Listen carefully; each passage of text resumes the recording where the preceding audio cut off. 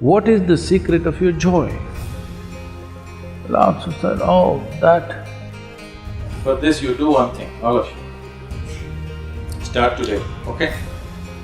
This is a simple exercise everybody must do. At the end of the day, you sit in your bed and look back on the whole day.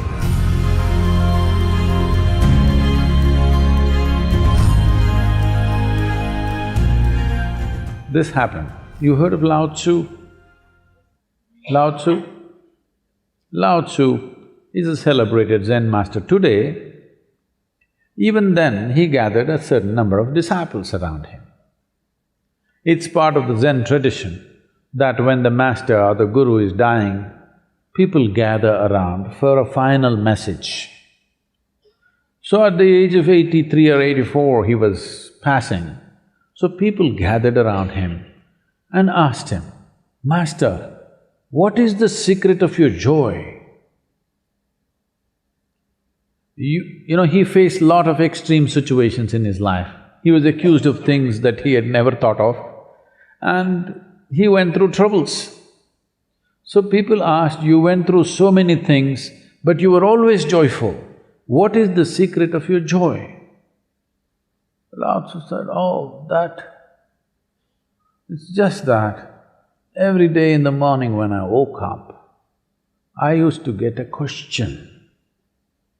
The question is, today, shall I be joyful or miserable? Till now, I just happened to choose joy, that's all. So, have you made your choice, I'm asking? Every day in the morning, if a question comes to you, I will come and ask you a question every day in the morning. Today, you're going to be joyful or miserable. What's your choice? You must make this choice every day. Today, I'm going to be joyful. Joy is not a goal by itself. It is just that when you're joyful, you're pleasant to the world. When you're joyful, you're sensible in your head. When you're joyful, you will not do stupid things against yourself. There is nobody who's not been happy. Everybody's been happy, but the problem is they're not able to maintain it, that's all. So, you don't have to enforce any resolutions upon yourself, just little tools to make sure that you don't sink.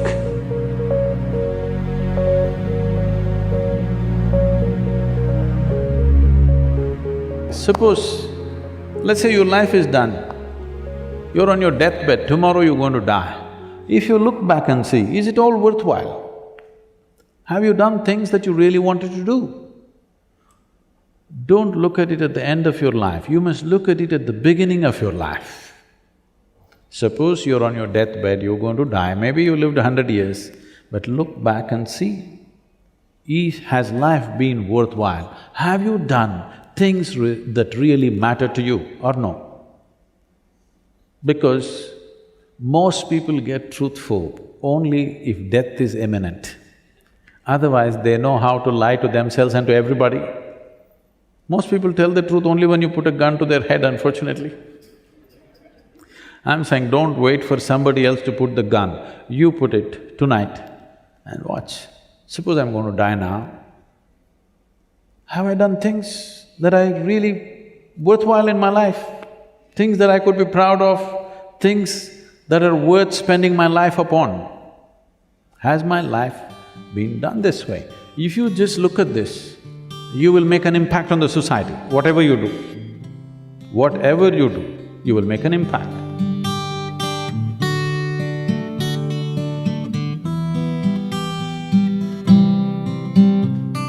We do not know what you can do and cannot do in your life.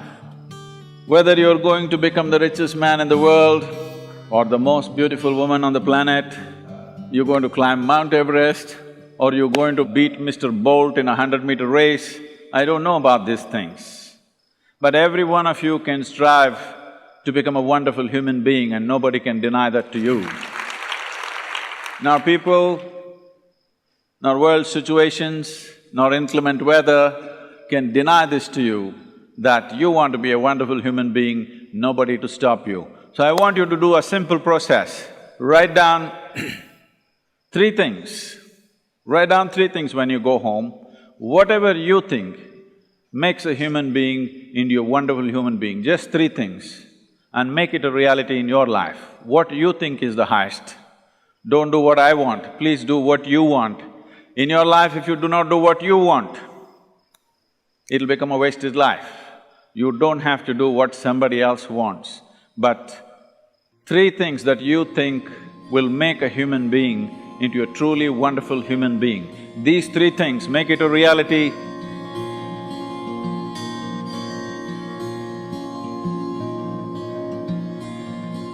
As it is said, a man is ill only because he does not know how to be still. Because in stillness, you're in touch with a dimension way beyond creation. So if one has to attain to that grace, at least a certain amount of stillness has to enter your life. For this to happen, a certain level of silence has to enter your life. If right now, if it is not coming, at least practicing a little bit of mouth. In an hour, if you're speaking 1,573 words right now, how many more? How many words do you spit out in a minute? 1,573, you're actually doing that many? I thought that's impossible. Okay, I believe you.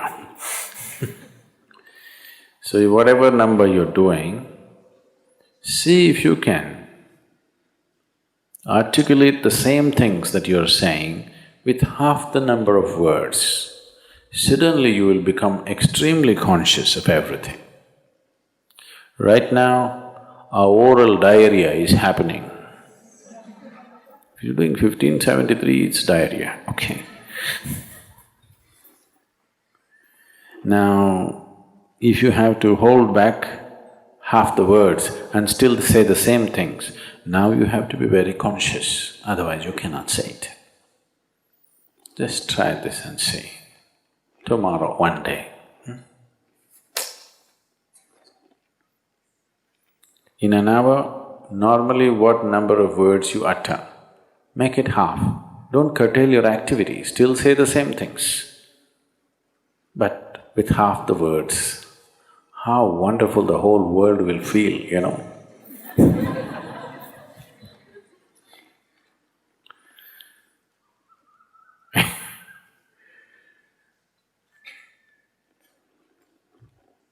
World will be a wonderful place, I'm telling you, tomorrow, if everybody does this. Many marriages will be saved.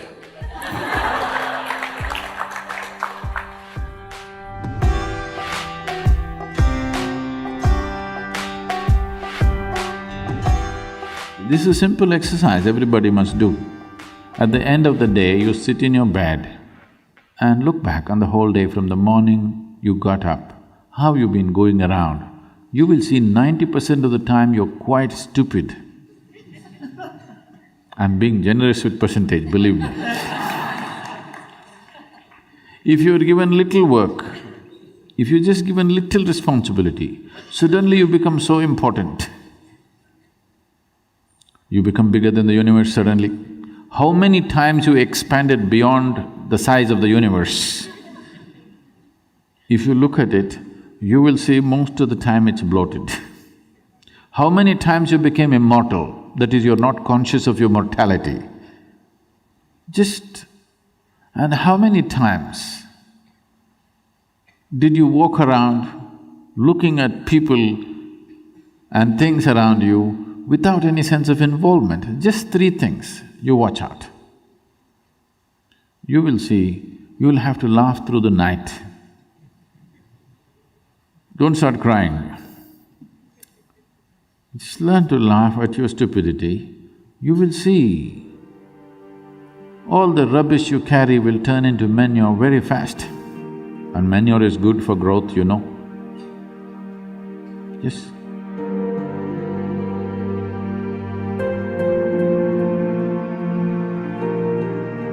The next 12 months, You make yourself in such a way that you are not the issue in your life, not at all.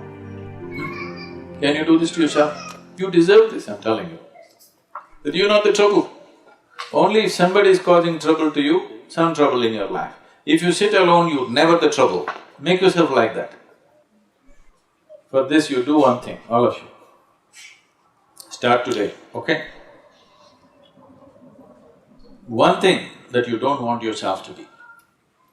One small aspect, okay? Drop it today. Every full moon day, drop one more thing. However small it is, but concrete step, not big things. No, I will give up my anger. I don't believe such nonsense. You can say, from now on if I get angry, I will just shut my mouth, I won't say anything. This is doable. Yes? I will not get angry is not… right now not doable, isn't it? So like this, one concrete step every month you take about yourself. Something that you do not like, something that you feel is not necessary for your life, one little thing dropped every month. In 12 months' time, you will be a wonderful human being, that you are not an issue. Do that to yourself, you deserve this and it's worth it, isn't it?